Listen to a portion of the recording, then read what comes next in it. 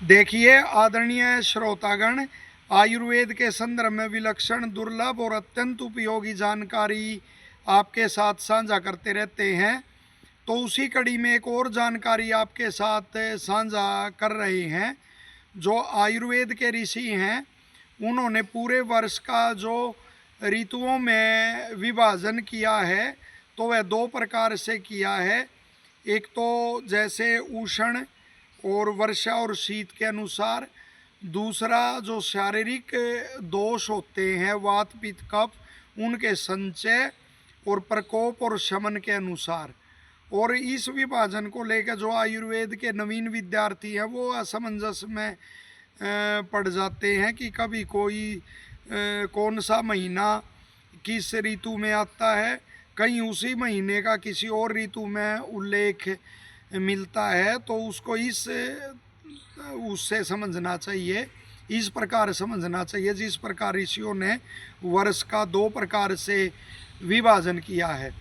तो यदि उस आधार पर हम देखेंगे तो जो कार्तिक मास है, जो अभी महीना आने वाला है, तो वो शरद ऋतु का विशेष महीना है।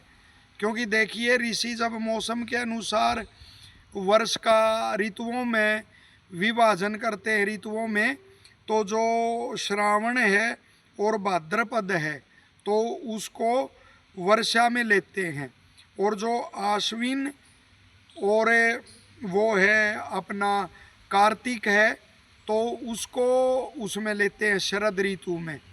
और जब दोषों के आधार पर ऋतुओं का विभाजन करते हैं तो वो इसको आषाढ़ को और इसको आश्विन को तो लेते हैं वर्षा में, और फिर कार्तिक और मार्गशीर्ष को लेते हैं शरद में।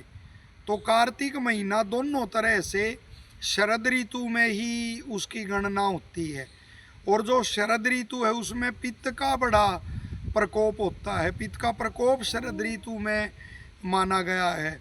तो कार्तिक महीना में विशेष करके जो अम्ल पित्त के, एसिडिटी के रोगी हैं, जिनकी पित्त प्रकृति है, तो उनको विशेष सावधानी इस महीना में बरतनी चाहिए और पित्त को जीतने का प्रयास इस महीना में करना चाहिए, ताकि वो फिर पूरा वर्ष भर आगे तक आपको कष्ट न पहुंचा सके। और सभी मनुष्यों को जो पित्त का शमन करने वाले आहार विहार हैं उनका सेवन करना चाहिए। तो इस दृष्टि से यदि देखोगे तो प्रकृति ने भी हमें उपहार दे रखे हैं, मौसम के अनुसार ही फल उपलब्ध होते हैं, दोषों के अनुसार ही। जैसे सिंघाड़ा का फल आता है अब, वह पित्त को जीतने में, पित्त के शमन में अत्यंत उपयोगी है, जल में उसकी उत्पत्ति होती है। और आयुर्वेद में स्पष्ट वर्णन आता है कि देखिए इस मास में जैसे सरोवरों में कमल खिल जाते थे, ग्रामीण अंचल में पहले बहुतायत में देखने को मिलते थे।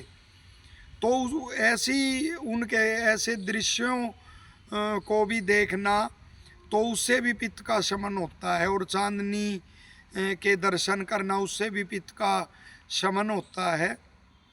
इसी तरह से जैसे नारियल है, तो नारियल का मिश्री के साथ सेवन करने से भी उसका पित्त का शमन होता है।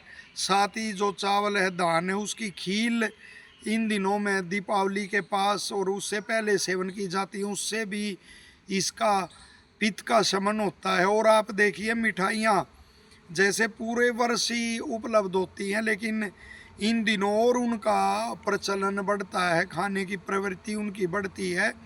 तो जो वो हैं एसिडिटी के रोगी, अम्ल पित्त के रोगी हैं, उनको शुगर नहीं है, तो जैसे बर्फ़ी, पेड़ा, रसगुल्ला आदि वैदक में बिल्कुल उनके लिए उपयोगी इनको माना गया है।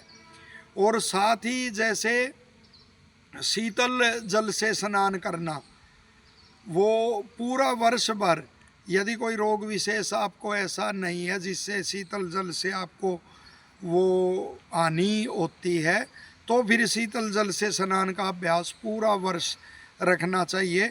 और इस समय धीरे धीरे सर्दी आरंभ होती है और पित्त के प्रकोप का समय कार्तिक महीना होता है। तो एक परंपरा चली आ रही है प्राचीन समय से ही, ग्रामीण अंचल में विशेष करके परंपरा चली आ रही है कि वो, और सभी जगह है, वो शीतल जल से स्नान करते हैं। तो वो भी उसके लिए पित्त है जो उसके शमन के लिए उपयोगी है। इसी तरह से मीठा अनार है, मीठी मौसमी है, इन फलों का सेवन भी उपयोगी रहता है। साथ ही गेहूँ है, जौ है, मूंग की दाल है, दूध है, घी है, तो ये भी पित्त को ही शमन करने वाले आहार हैं। और साथ ही विरेचन से पित्त विशेष करके उसका शमन होता है पित्त का। तो कोई सुवेद्य के उसमें निरीक्षण में वो विरेचन का भी वो प्रयोग करवाना चाहिए, उससे भी पित्त का शमन होता है। तो आशा है यह जानकारी आपको अत्यंत उपयोगी लगेगी। लोकहित के लिए आप इसे शेयर करेंगे, साझा करेंगे, और वीडियो यदि अच्छी लगती है तो आप लाइक अवश्य करेंगे। और चैनल को आपने सब्सक्राइब नहीं किया है तो चैनल को भी आप सब्सक्राइब करेंगे। आप सबका धन्यवाद, सभी को शुभकामनाएं।